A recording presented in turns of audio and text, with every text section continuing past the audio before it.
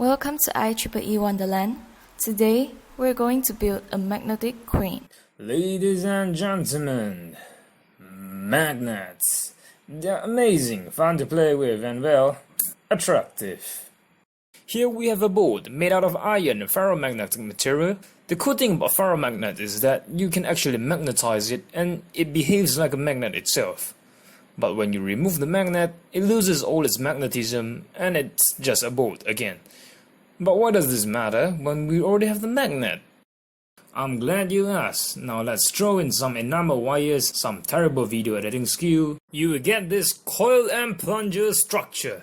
Slide in a battery, hook it up, and you can get yourself an electromagnet. When the current runs through the coil, it magnetizes the board, causing it to behave like a magnet. And when you remove the current, that happens. So electromagnets can be controlled. That's awesome. But at 9 volt, it's actually weaker than our permanent magnet. It can only lift up one paper clip. And technically, the current way we are building our electromagnet is a short circuit. That's not good. So let's solve this problem one by one. The first question you might ask is, why not just increase the voltage? Well, that is actually a very solid approach. But let's try something more interesting. And you guessed it right, we are getting the best of both worlds. Permanent magnet, say hi to electromagnet. You can see the chain of paperclip is being attracted by the board. Take note that all the magnetism at this point is from the permanent magnet only. Now let's run some current through the coil. In 3, 2, 1. Well, that's awkward. Let's change the polarity and try again. So why do we get different result this time?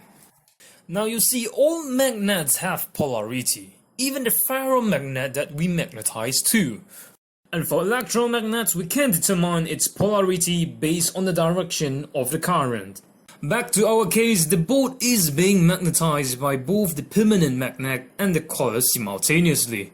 So the two magnetic fields either adds up together and become a stronger field, or partially cancel each other, resulting in weaker magnet. So basically, we are borrowing the strength of the permanent magnet and uses our electromagnet to strengthen or weaken it according to our need. Now, if you still want a stronger electromagnet, there's a few things you can do. Increase the number of turns of the coil, increase the cross-sectional area of the plunger, and run a higher current in the coil. Now let's go back to our problem where we were shorting the battery. You see, in this model, we only need the current for a very short moment. So ladies and gentlemen, introducing capacitor. We can charge up the capacitor using our battery. Here I am adding another capacitor parallel to the first one. What this does is to add up the capacitance to store more charges. And now our capacitors are charged up, we can disconnect them from our battery and starting to discharge it to the coil. Now you have all the essential knowledge, we are ready for our final demonstration. Also, I have invited my friend Marcus to help in the demonstration. And 3, 2, 1, and that's all, folks! There are still a lot of modifications you can do to this design. You can make everything bigger and more powerful. You can make it respond to sound, or light, or control it with your phone. You can even install it to a walking robot or a submarine. And many more. So let your creativity do the magic.